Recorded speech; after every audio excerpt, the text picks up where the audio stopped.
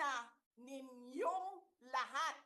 Martin Romualdez, Lisa Marcos, Bongbong Marcos.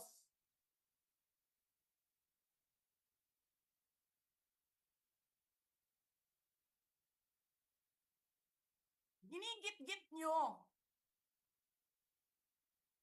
yung mga tao ko dyan sa envelope na yan.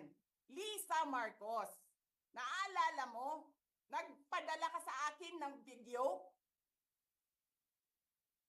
Sinabihan mo ako saan kukunin ang pera.